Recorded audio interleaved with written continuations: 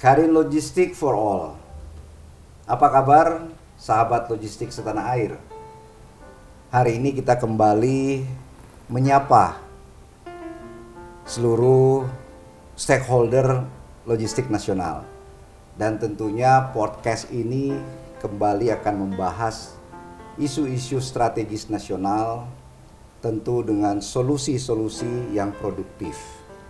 Dan judul kali ini sangat ditunggu-tunggu khususnya oleh emak-emak yang ada di tanah air. Karena kita akan membahas kenapa terjadi kelangkaan beras di awal tahun ini.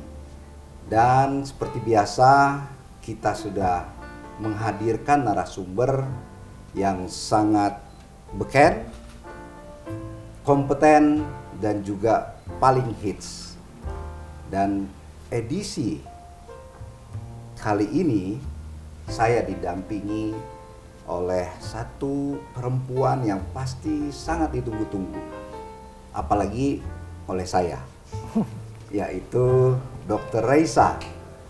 Dan sahabat logistik, Dr. Raisa akan menemani saya dalam mengarungi kehidupan ini.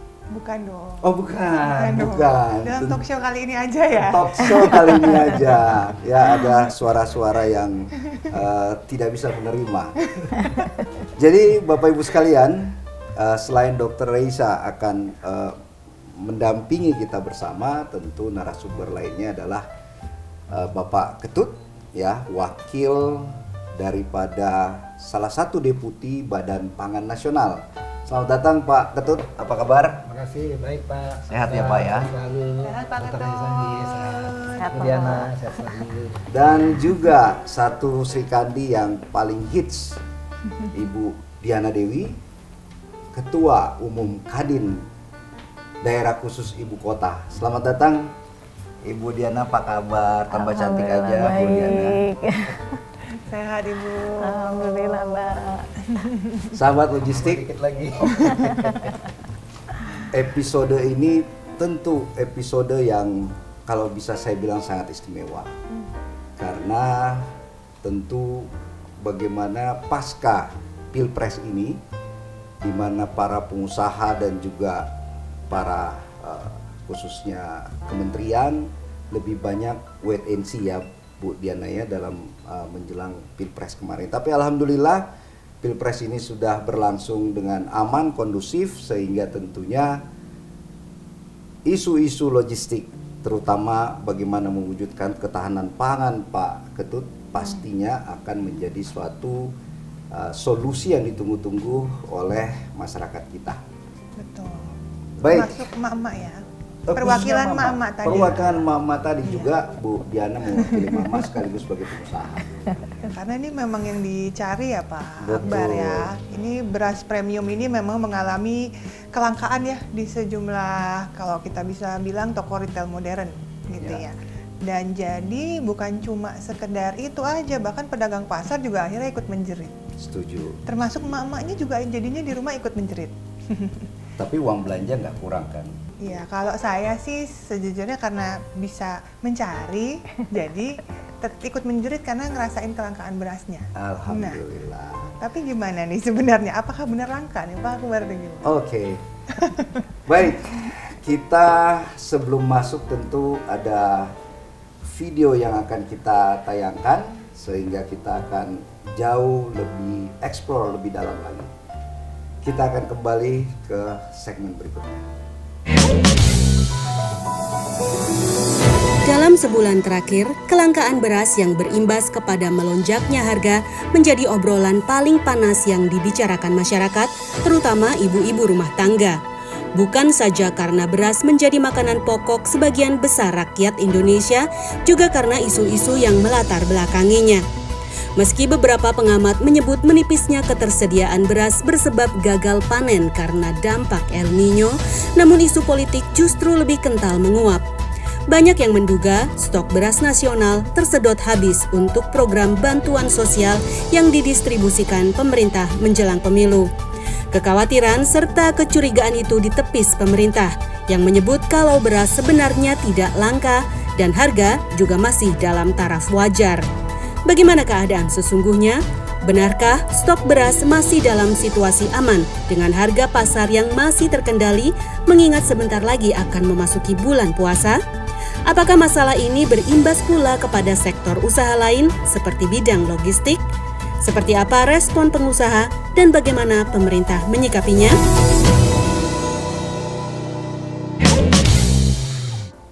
Sahabat logistik setanah air, kita akan beri kesempatan dulu kepada Pak Ketut selaku deputi daripada Badan Pangan Nasional. Pak Ketut, kita tahu dari data statistik bahwa masih ada kurang lebih 30 juta rakyat di bawah garis kemiskinan. Ini angka bukan angka yang kecil, Pak Ketut. Ya. Tentunya masyarakat di klaster ini sangat mengharapkan adanya kestabilan harga pangan nasional, khususnya harga beras. Tentu Badan Pangan Nasional ini yang lahir dari Perpres tidak hanya mengurusi beras, tetapi bagaimana bisa mewujudkan ketahanan pangan nasional sehingga kekhawatiran-kekhawatiran dan kestabilan harga ini bisa diwujudkan. Pak Ketut bisa bicara mengenai Badan Pangan Nasional itu sendiri. Silakan Pak Ketut. Baik Pak Akbar, namun sebelum jawab pertanyaan Pak Akbar, saya kasih pantun dulu nih biar agak tenang kita. Boleh. Burung nuri makan buah kenari. Cakep. Terima kasih sudah diundang pada podcast hari ini. Cakep. Baik, gini Pak Akbar, Bapak, Bu Dr. Raisa, Bu Diana, yang jelas Badan Pangan Nasional itu dibentuk berdasarkan Perpres 66 tahun 2021. Ya. Nah, di Badan Pangan Nasional dipimpin oleh seorang kepala badan yaitu Pak Arief Prasetyo Adi, kemudian di bawahnya ada Sestama, kemudian deputinya ada 3. Secara umum menangani stabilisasi pasokan dan harga, kemudian yang kedua terkait dengan stunting, rawan pangan dan lain sebagainya, dan yang deputi ketiga terkait dengan penganekaragaman pangan dan keamanan pangan. Nah, terkait dengan apa yang ditanyakan Pak Akbar tadi, kok berasnya mahal? Ini deputi 1 yang menanganin, yang dimana dia membawahi 3 direktur. Direktur pertama terkait dengan stabilisasi pasokan dan harga, kemudian direktur ketersediaan, dan yang terakhir adalah direktur cadangan pangan. Nah, ini yang akan mengatur bagaimana posisi mulai dari kebijakan sampai teknisnya. Nah, itulah yang menjadi tugas besar daripada Badan Pangan Nasional, ya 3 poin tadi. Dan apa yang ditangani? Nah, untuk deputi 1 menangani 9 minimal kebutuhan pokok. Yang pertama beras, jagung, kedelai, daging, bawang merah, bawang putih, kemudian kedelai dan lain sebagainya, cabai dan lain, bukan cabai-cabean tapi cabai. Itu ditangani oleh deputi 1. Ada Itu lagunya tuh ya Pak? ya. Ada lagunya ya? Ya. 9 bahan pokok ya. 9 bahan pokok. Jadi itu yang ditangani oleh untuk dijaga stabilisasi baik pasokan maupun harganya. Nah, kami di Deputi 1 menjaga dan berupaya menjaga bagaimana pasokan terkait dengan 11 atau 9 bahan pokok ini bisa terjaga dengan baik, kemudian bagaimana mengendalikan harganya, menjaga stabilisasinya. Nah, saya sekali beberapa kesempatan dan Pak Kepala Badan Pak Arief Prasetyo juga selalu mengatakan bukan harga murah yang kita kejar, harga wajar, karena pemerintah punya posisi 2, menjaga di hulu, menjaga di hilir. Nah, kalau hanya hilir kita jaga, hulunya bisa berbahaya. Artinya hulu tidak mau berproduksi, ujung-ujungnya kita sangat bergantung dengan importasi. Dan harganya juga akan mahal. Oleh karena itu, yang kita kejar adalah harga yang wajar. Artinya untung pada sisi petani, hulunya, kemudian di tengah-tengah memperoleh keuntungan yang wajar, ya seperti posisi di Ibu, misalkan gitu kan ya. Kemudian di hilir misalkan akan juga di sisi konsumennya juga mendapatkan harga yang wajar, harga yang terjangkau. Murah bukan berarti bagus, tapi wajar itu jauh lebih menguntungkan bagi semua pihak. Itu yang kita cari. Demikian Mas Akbar atau Pak Akbar ya. Enggak. Bu Dewi, Siap, Mas. tadi harga yang wajar selaku Ketua Umum Kadin di ibu kota ini, sudah wajarkah harga yang diberikan oleh Badan Pangan Nasional? Kalau melihat kondisi saat ini, itu yang menjerit banyak. Artinya berarti tidak wajar. Oke, Kalau wajar pasti nggak ada yang jerit ya. betul. Nah, karena saya juga mewakili mama, selalu mengatakan bahwa mereka sekarang yang harusnya bisa membeli dengan uang cuma 100.000 itu cukup untuk 2-3 hari mereka berbelanja. Kali ini tidak. Nah, ini yang kita sangat miris ya. Ternyata yang naik itu yang lebih banyak justru beras. Beras hampir semua orang di Indonesia, bukan cuma hampir, semua pasti di rumahnya harus punya beras.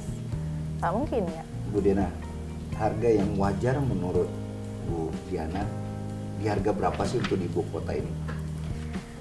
Sebenarnya kewajarannya kita harus melihat bahwa bahan pokok ini jangan dibatasi belinya.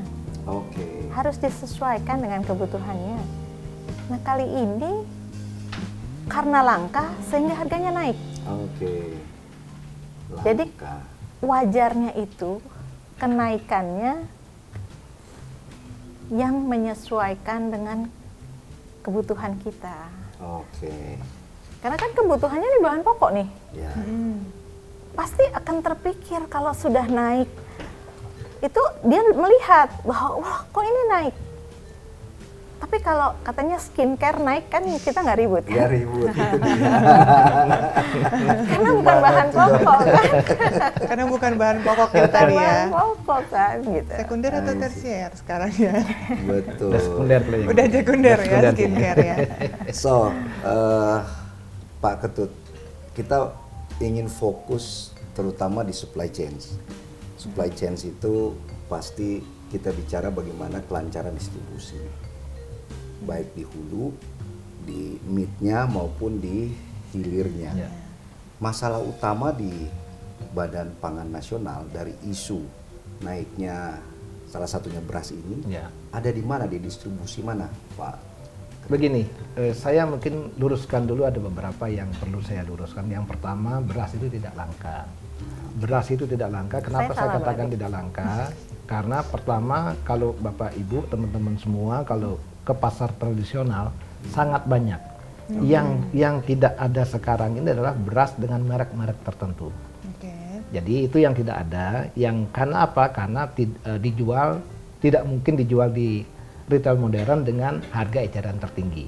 Tapi kalau Bapak Ibu masuk ke kulakan-kulakan yang ada di perumahan, kemudian yang di pasar tradisional pun bisa dia menjual hampir 5 atau 4 step harga jenisnya. Ada yang harga sekian, sekian, sekian. Coba ke lapangan. Itu kan saya sudah menengok ke pasar Senen, pasar Minggu, beberapa pasar di ini banyak beras, tidak ada terjadi kekurangan. Itu satu. Nah, kemudian bagaimana langkah pemerintah kan gitu sekarang kan Ya. terhadap beras yang relatif tinggi. Kenapa beras tinggi? Saya jawab dulu kenapa beras tinggi kan gitu kan sebelum ke supply chain dan lain sebagainya. Beras tinggi itu gampang menghitungnya karena produksi kita di GKP sendiri sudah 7.200. GKG 8.200. Hitung-hitungan gampang sekali, beras itu adalah 2 kali gabah. Begitu gabahnya 7.200, maka berasnya tidak mungkin 13.900. Tidak mungkin. Nah, itu paling gampang. Artinya apa? Artinya di satu sisi memang emak-emak konsumen kita menjerit mungkin agak relatif tinggi, namun di sisi lain sedulur-sedulur petani kita sangat menikmati. Artinya NTTP-nya sudah 116, tinggi sekali, lumayan. Jadi petani kita menikmati dan dia memiliki daya saing yang kuat. Jadi kalau zaman dulu petani kita dipaksa menjual, sekarang dia memilih. Kalau Mbak Dr. Raisa misalkan jadi pengepulnya, nawarin 7.000 misalkan, datang Pak Akbar 7.200, pindah. Ya. Datang Bu Diana nawarin, Sensitivitas harga ya. iya dia pindah ke ini. Jadi petani kita memegang teguh sekarang permainannya. Jadi itu yang Apa kami petani mampu untuk bermain di situ? memang begitu kondisinya kami, karena kami ke lapangan di Jawa Tengah seperti itu. Saya tanya langsung, nggak mau dia Pak. Petani apa tengkulak tepatnya, Pak? Petani. Petani. Ya? Karena dia langsung di halaman situ, dia sudah, saya nggak mau pindah ke sini karena si tengkulaknya datang Iya, berlomba-lomba. Iya. Begitu. Nah ini sebenarnya petani kita posisi sekarang kuat. Barangkali ada juga petani kita yang memang bergantung, tapi yang saya dapat waktu di Jawa Tengah seperti itu kondisinya. Jadi petani memilih, oh Dokter Reso nggak kemurahan, pindah ke sini, pindah ke sini. Inilah yang bersaing. Nah, kenapa Bapak Ibu bersaing? Karena tadi ada produksi yang terkoreksi dengan adanya kondisi-kondisi tadi. Jadi itulah membuat penggilingan padi kan harus berjalan. Ini harus berjalan, ini harus berjalan. Nah, ini dia ngejar berebut di area yang sama. Itu yang pertama. Yang kedua, padi kita tumbuhnya atau panennya kan tidak merata begitu. Hari ini ada di Jogja, satu wilayah. Kemudian pindah di sini udah berebut tuh habis kan, kemudian baru pindah ke situ.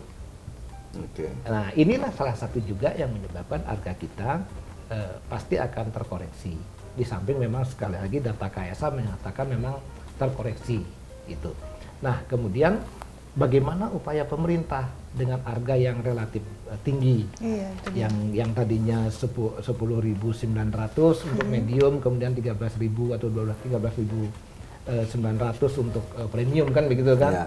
Kenapa jadi nggak bisa dapat? Ya makanya pemerintah sudah membuat satu kebijakan bantuan pangan untuk yang tadi Pak Akbar tadi bilang untuk 30 yang kebetulan yang sudah disisir menjadi 22 KPM.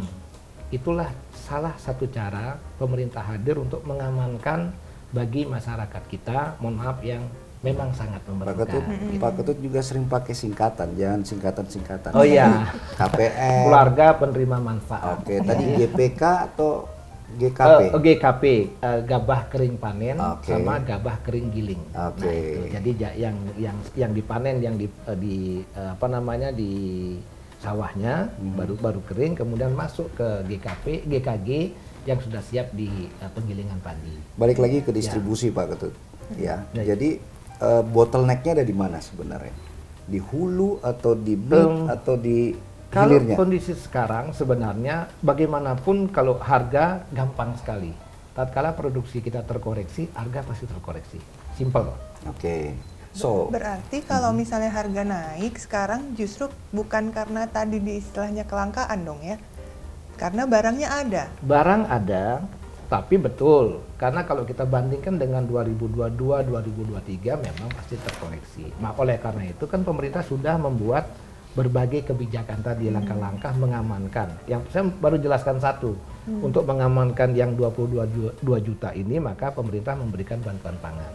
Yang kedua masih ada lagi, untuk mengamankan yang di luar ini sebenarnya kita lakukan yang namanya stabilisasi pasokan dan harga.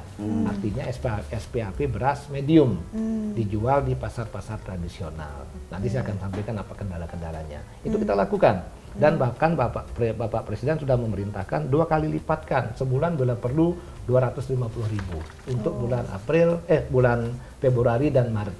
Bahkan nasional tuh? Iya, secara nasional. Gitu loh. Sehingga bisa 2 kali lipatkan. Di samping tadi yang 22 juta sudah aman karena Bapak Presiden sudah memerintahkan Januari, Februari, Maret itu bantuan pangan untuk 22 juta keluarga penerima manfaat, kemudian dilanjutkan dengan April, Mei, Juni. Oke. Ini sudah teramankan yang 22 mestinya. Nah, baru setelah itu SPAP ditingkatkan dalam 2 bulan menjelang puasa dan lebaran, dan setelah itu juga kita dorong dengan tadi berkurangnya pasokan di retail modern terkait dengan beras premium, maka kebijakan pemerintah satu lagi keluar memberikan beras bulog ke retail modern. Karena bagaimanapun beras bulog itu diimpor adalah dengan kondisi beras premium.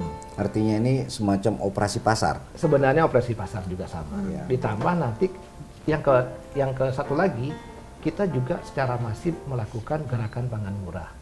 Jadi untuk melindungi masyarakat kita sebenarnya sudah sangat banyak dilakukan oleh pemerintah, baik pemerintah pusat maupun pemerintah provinsi dan kabupaten kota. Demikian. tadi disampaikan ada 2-3 kali operasi pasar untuk pengusaha nasional. Setuju nggak dengan operasi pasar? Kan operasi pasar ini kurang lebih seperti hanya pemadam kebakaran saja, tapi tidak dibereskan isu-isu fundamentalnya. Gimana Bu Dina?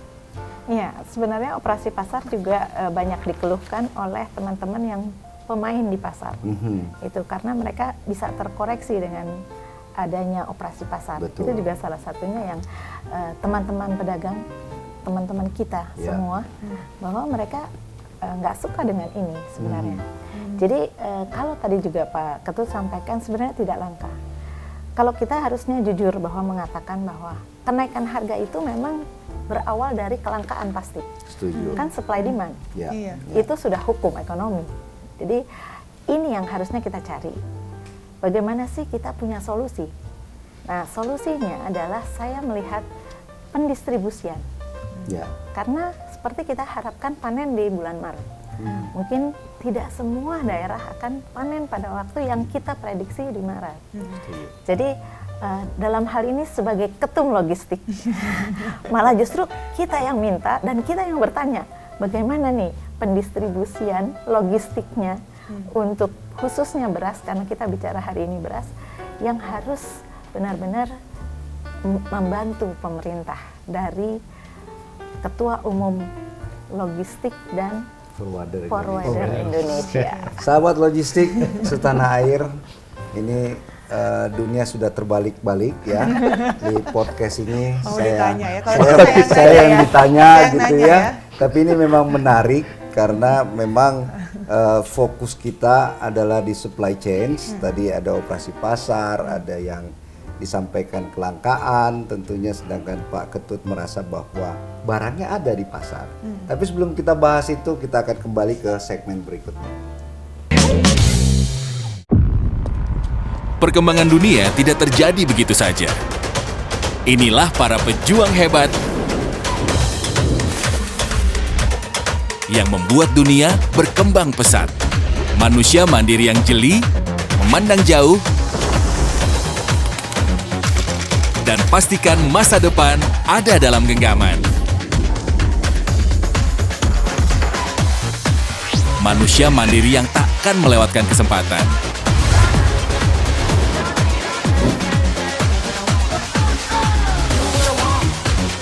Mendorong kemampuan untuk selangkah ke depan. Bergerak melewati celah untuk membuka ruang, bergerak menunjukkan jalan, dan terus berjuang. Karena para pejuang ada untuk melahirkan peluang. Jadilah pejuang kemajuan dengan inovasi terdepan bersama Mandiri, majukan kehidupan.